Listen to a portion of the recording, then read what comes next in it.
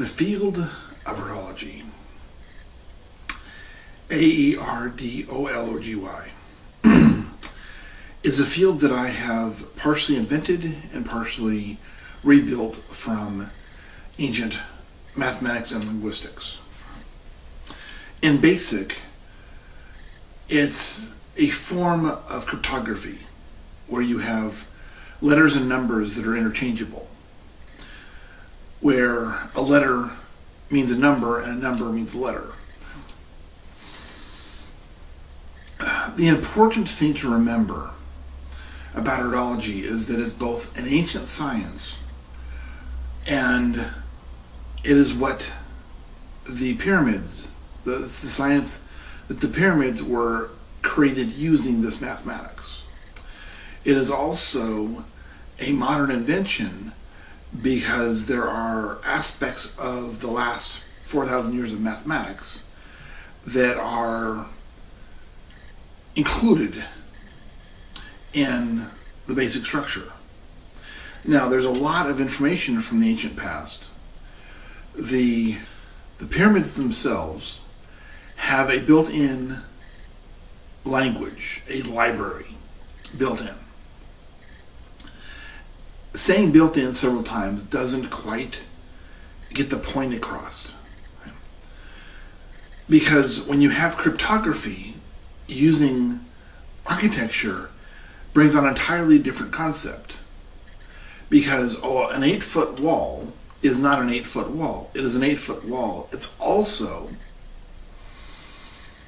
in feet, it is the letter W. In inches, it's 12 inches times 8, however many inches that is. And if you convert it over to centimeters, then it's X meters, and then it's then it's Y centimeters, and then it's Z millimeters, and it is A micrometer, going down, by tenths, down to smaller and smaller measurements. Now, each one of those numbers, cryptography, becomes a letter. A square box, 8 foot by 8 foot by 8 foot by 8 foot, has all those numbers. It has all those letters. A letter becomes a number, and a number becomes a letter. And it's not random. 8 is not G, or 9, L, or T. 8 is W. 12 is J. 13 is AE. The Egyptian pyramids were built by the Old Kingdom. Now, when exactly the Old Kingdom became into existence is under extreme debate, because the conquerors that came after were not real interested in telling the truth. The conquerors were the Hyksos. The Hyksos were unbelievably interested in finding whatever the Jews did, the Old Kingdom and several other cultures that they hated, and erasing the fact that they did it. Now, they took the builders of the pyramids and made them slaves. So therefore, it's okay that they were Jews, because that means that it's okay, culturally it's okay for a Jew to be a slave. Which means that they did the labor, but they didn't have the mathematics. That's the Old Kingdom. Now, the fact of what the Old Kingdom was, how they functioned, and all the specifics regarding that has been just about lost to history, but there's a code in there. The Old Kingdom has a code. Their name translates to, in Gaelic, mind you, YR Hen Ogle DD. Now, strip off the other parts, and the family name has been shortened to Ogle.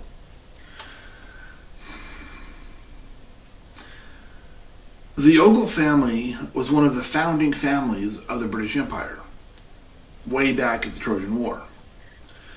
The British Empire was developed, came about, because of a mixture of the descendants from the Trojans themselves, and the 18th dynasty, the survivors, before the battles began, evacuated.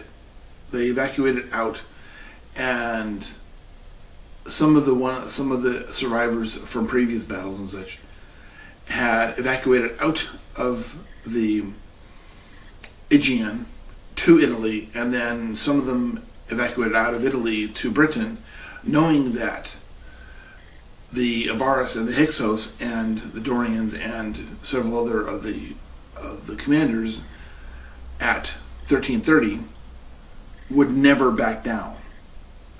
The only thing that would make the only thing that would make the culture of the Hyksos back down is another worldwide flood. That's it. That's the only thing that will make them back down. Well, being erased from existence is the only thing that will make that culture back down. And the last 6,000 years of history has proved that beyond a doubt. No matter what the culture changes its name to, Hyksos didn't even come into an existence until 2100 BC. Before that, they were just the descendants of ECU.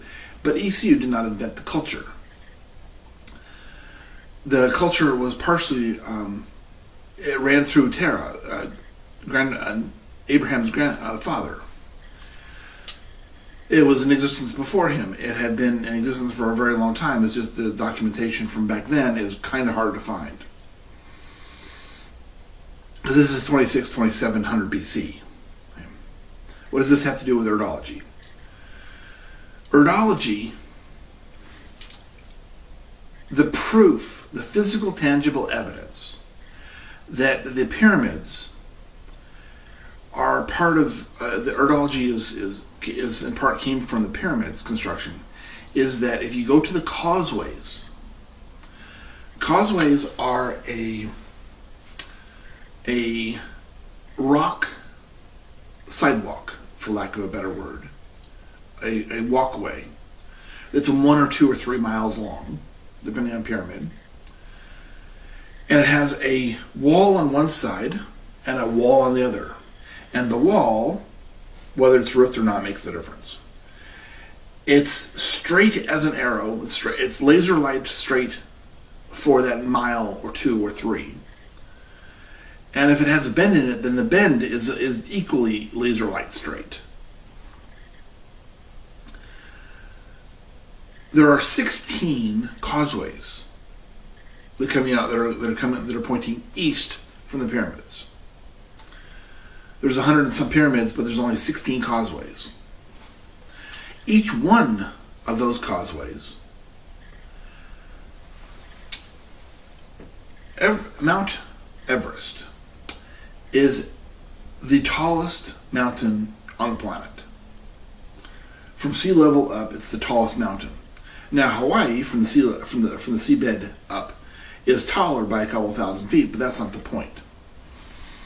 Mount Everest, at 39,000 feet, is the tallest mountain from sea level up. Why is Everest, being the tallest mountain, have anything to do with the pyramids and Erdology? I will tell you. The Khufu pyramid, that's the farthest north on the Giza plateau. Okay, you have Khafre in the middle, and you have Menkaure to the south, looking east, and you have Khufu to the north. There's a couple hundred yards between the two. From Khafre to the other two, there's a couple hundred feet this way and a couple hundred feet that way. There's 3 causeways from the Giza plateau.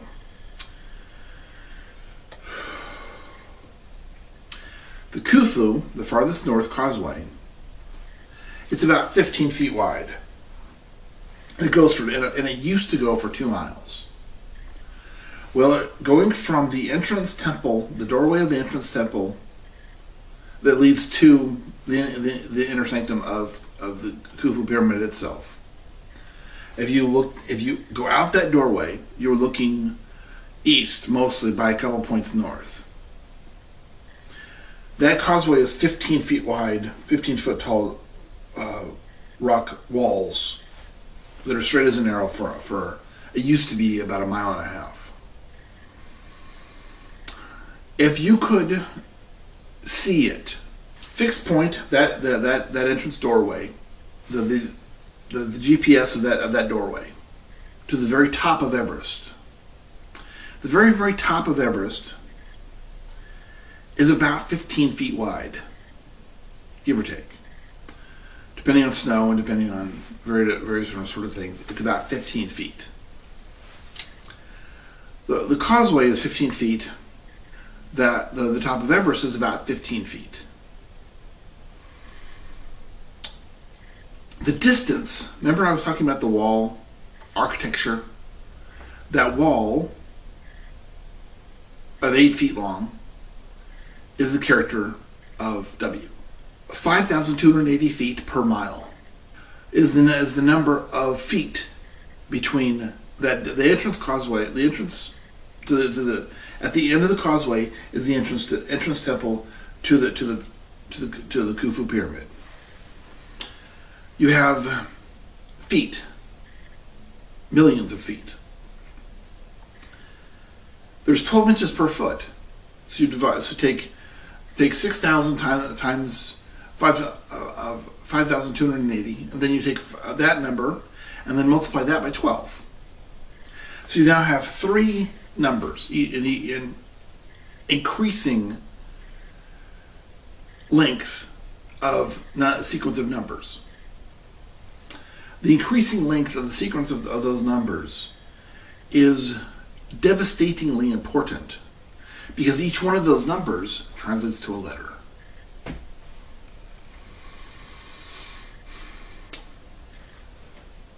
Khufu pointed Everest, and the other 15 causeways pointed to other equally important things. There's one that bisects the mouth of the Red Sea. There's one that bisects the mouth of the Indus River, which is also about 3,000 miles away. There's two, well there's four, but there's two and two. The North Pyramid bisects the southern corner of the ziggurat of Babylon. The Southern Pyramid Causeway bisects the northern corner of that same ziggurat. 300 miles away in Iraq, they bisect. They create a very tight infinity loop. Bisecting the corner to the millimeter is impressive measurements. We can only identify, our technology has advanced to the point where we can only identify the fact that they did it. It would take the entire GPS satellite system and the International Space Station and guys and mathematicians and engineers on the ground in a constant effort to check and recheck the measurements. Letters. All numbers are letters. All numbers are letters. Cryptography. All numbers are letters. All letters are numbers.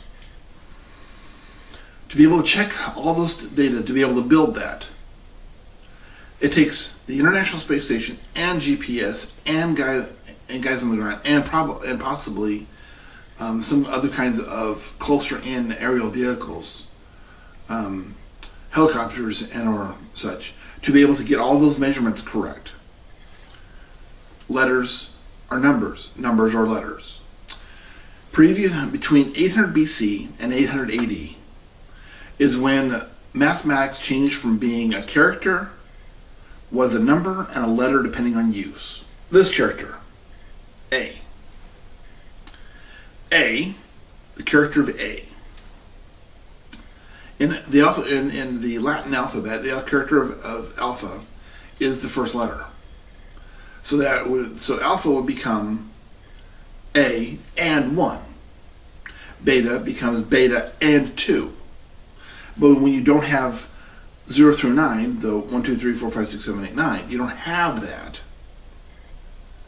Those have not been either invented yet or implemented yet. The 0 came about later. When you don't have 1 through 9, you have a character of A, and the character has to be A, apple, and it has to be the number 1. although Latin didn't exist yet, so the sequence would be different. Latin from the pyramids at 2500 BC to Latin at 800 BC, 600 BC. That's 1900 years between the two. So give it some. The ancients had some stuff on the ball because they built stuff we can't even dream of how to recreate it. They didn't build it once. They didn't build it twice. They didn't build it a dozen times. They built it dozens of times with the same level of technology we can't even dream about doing. Similar technology built thousands and thousands of Stonehenges across northern Africa, Europe, and some of the dolmens stretch over to Korea. There's some Stonehenges and dolmens that stretch all over the place. There's thousands of sites. Measuring between them and the angles and the degree sequences between them becomes unbelievably important because all those numbers become letters. I was going to tell you about the other aspect. The Pepin the First Pyramid's causeway bisects the Cave of the Nativity. Yes, that Jesus was supposedly born in the Cave of the Nativity. The Cave of the Nativity is south. 3 miles north is the Temple Mount, where King Solomon's temple was. There's a cave underneath that mount, and that cave is bisected by the bent pyramid and its causeway. So the bent pyramid that's north, the Pepin the First Pyramid that's north. 7 miles south is the bent pyramid. So you have Pepin the First north, south is the bent pyramid. The causeways bisect and cross over each other. Bent bisects north, Pepin bisects south. But even though there's several miles between each other, there's only 3 between the Nativity and the Temple Mount. It creates an infinity loop, the second infinity loop. The 16 causeways bisect to millimeter precision the mouths of rivers, the tops of mountains, the north and south corners of sacred buildings, and King Solomon's temple and the Nativity, as well as a dozen other places, as well as several other places. Why this is extremely important is that cryptography, every number you see, every angle, every degree mark, every elevation, height, how far above sea level, how far below sea level, how far from the North Pole, how far from the South Pole, all these numbers are letters. Every one of these things that I've described is a fixed point. Now, let me say this again. Every one of these numbers is a fixed point. The top of Everest is a fixed point. 100 million tons of granite in a pile is a fixed point. It's too difficult to move it. Now, and only a couple of the giant pyramids have been attacked, and only one of them out of the 120 examples, only one of them was destroyed. Although its basement's still there, so it's only partially destroyed. What the internal infrastructure was, we can only guess at, but the external 53-degree angles, we know how tall it was, and we know what its approximate sizes. That pyramid was put too close. The Abu Ghraib Ghadir was put too close to Cairo, and later conquerors, it was too easy to go access those stones for people to make their houses with. Since it was too easy to access those stones, it was over 3,000 years. The stones were slowly pilfered away. But Giza, being several miles south, was too far away. Letters are numbers, and numbers are letters. Cryptography. The more you work with Erdology, the more you will understand that just because it's a mountaintop doesn't mean that's the only kind of fixed point. Just because it's the mouth of a river doesn't mean that's the only fixed point. Your birthday is a fixed point. When you're born, that's a fixed point. It's no different from the building entrance to a building. It's a significant building, not a tent, but a significant building. A pyramid, a significant building. The Arc de Triomphe is a significant building. Versailles, the Louvre, Kensington Palace, Buckingham Palace. All these places are significant buildings. They're incredibly difficult to destroy. And conquerors have tried various times to destroy those buildings, and they have failed utterly. It would take a lot of effort and a lot of large machines to whatever building you're standing in. It would take effort to destroy it. It's not as much of a fixed point as the pyramids, or Notre Dame, or St. Catherine's Cathedral in Russia. It would take less effort to destroy your house, but your house is still a fixed point. The hospital you were born, if you were born in a hospital, that building is extremely difficult to destroy.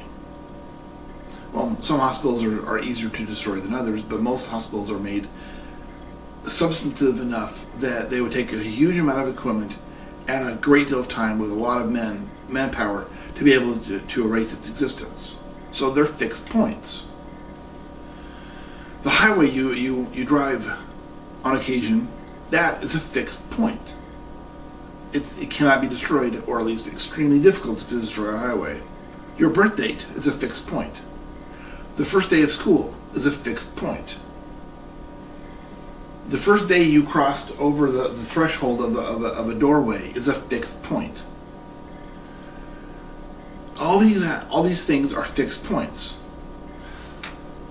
When they broke ground to build Notre Dame is a fixed point. When they finished construction is a fixed point. The Louvre, Versailles, Kensington Palace, Castle Dublin, St. Catherine's Cathedral, when they broke ground is a fixed point. When they ended is a fixed point. From the point where they ended the construction at the Louvre to now, that is a continuation of a fixed point, because the end construction, when it was done, to now has been a number of minutes, hours, days, weeks, months, years, centuries. Although just a few decades ago they did a major remodel and changed a bunch of stuff and added some construction. They did some archaeology and found one of the base towers for the Bastille, and that base tower for the Bastille is a fixed point. Now that we know exactly where it is, we can measure to and from that fixed point. When that building was destroyed is a fixed point. From the minute the time distance between the night the Bastille burned to the ground to present, that is a measurable fixed point. All those numbers become letters. When you met various and assorted friends are fixed points. It doesn't really matter how you met them, unless you met them through somebody else, unless you were introduced by friend X, introduced you to their friend Y, and you and friend Y hit it off. Those fixed points are important. How long have you known friend X? How long had friend X known friend Y? And how long? And when that meeting occurred, how long has it been since that point? That fixed point of when you met friend Y. One of the first people I met in junior high, I think day 1, day 2, day 3, somewhere in there, was a person by the name of Lloyd. Last name's not important. We knew each other for a couple of days. And he said, I know this, I have a friend who was in my classroom, and I think the two of you would like each other. And I said, cool, bring it on. That friend was John. Lloyd and I got along okay from that moment on. So our friendship has gone through various and assorted waves. John and I were semi-close friends from the point where we first started getting around each other. A couple days after Lloyd said, I'm going to introduce you. From that point to we were about 21, and we drifted so far apart in our mutual wants, likes, interest, and such that our friendship basically kind of ended. But we were still acquaintances, and we hooked back up about 10 years ago, and we communicated for a couple of years, and then we drifted apart again. Our interests are just too different. Back in junior high, our interests were in lockstep. Survival we were both nerds and geeks, so survival of junior high was kind of high on the list. Survival in numbers was what the gearing we were going for. But those dates of when I met Lloyd, he introduced me to John, and then John and I hit it off. Now John his best friend was another guy, Z. Z and I got semi along and semi not along. We were never really that close. John and Andy were incredibly close. Y and Z were incredibly close, and as far as I can tell, they're still incredibly close now, even though junior high has been over for like 3.5 decades. I don't know. I last time I talked to any of them was about 8 years ago. The first day we talked was a weekend at junior high. The last day we talked was about 8-9 years ago. Those are fixed points. Those numbers are fixed points. How long has it been since the last time we talked to them? Those numbers, cryptography, are letters. All those numbers are letters. And you can the point to finding all these fixed points. Your first day of, how old were your parents when you were born? How old are you now? When did your parents meet? Their fixed points affect your life, your grandparents' ages, your first day your first school, the first day of your second school, the first day of your third school, any kind of technical schools. When was the first day of your first job? How long did you have your first job? Did you still have your first job? All these fixed points add up to letters. Now you can get down into the minutia and have millions upon millions upon millions of letters from fixed points in your life. Those fixed points are letters. Collect all those fixed points into a sequence. You're going to find letters there. You're going to find you're going to find words in those, and within millions and millions of letters, you're going to find words. And you're going to find sentences. You're going to find chapters. And you're going to find huge volumes of information that is built into the structure of time. What you're measuring is the fixed points that are regarding time itself. When Khufu was first built is a fixed point, when they broke ground on it. When they were done is a fixed point. It took about 8 years to build Khufu. It took between 4 and 6 years, 7, 8 years to build all the rest of them. And they were not built all at the same time. They were built over the course of 300 years, from 25 to 21. They were built over 300 and some, almost 400 years.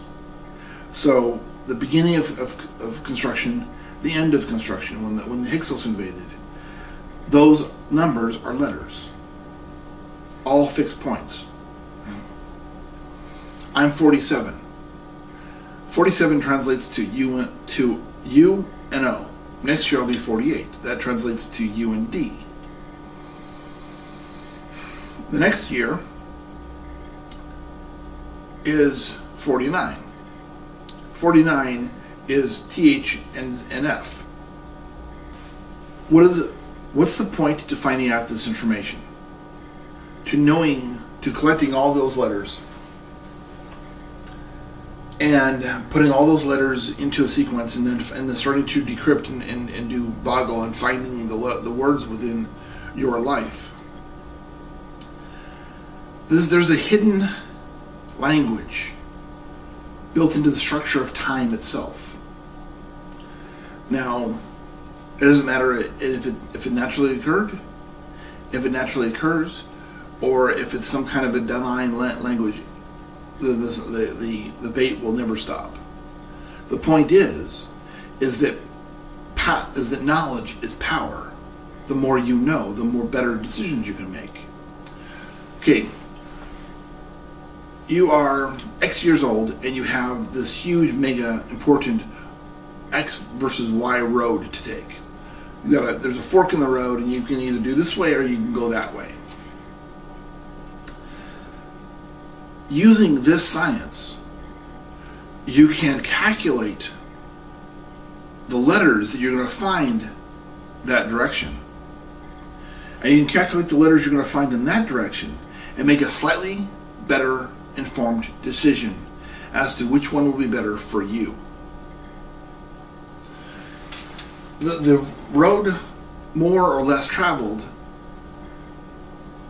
the only reason why it helps you is because the road more traveled, you have stories, fixed points of people's experiences on that road that you can measure to and from. There's language in those experiences, because each one of those experiences is a fixed point. The more you work on adding numbers, adding fixed points, and adding people and adding experiences, the more you add to your existence, the more you know about how to translate the road more or less traveled, the better decision you'll be able to make as to what fits best for you. A lot of people say, I wish there was a signpost saying danger ahead. This is your physical, tangible signpost saying go that way or danger ahead. Free will. You can make your decision which way you're going to go, but at least this is another tool in your toolbox in order to be able to figure out which direction you would like to go in. Would you like to have the experiences of those words, or would you like to have the experiences of those words? And how you interact with those words is free will. There's some things that are fixed, and some things that when you add yourself to that mix, it changes the fundamental aspects of the counts. The numbers become letters. Cryptography, the counts within the cryptography. As you examine all that information, it gives you more information, but you are a wild card. How you interact with whatever decisions you make, whatever fixed points you find, is how you interact. Your letters and numbers affect it. Its letters and numbers affect you. If you want to have those experiences, you're gonna know what the letters, what the words and sentences are of that before you go there. You can know what to expect down there.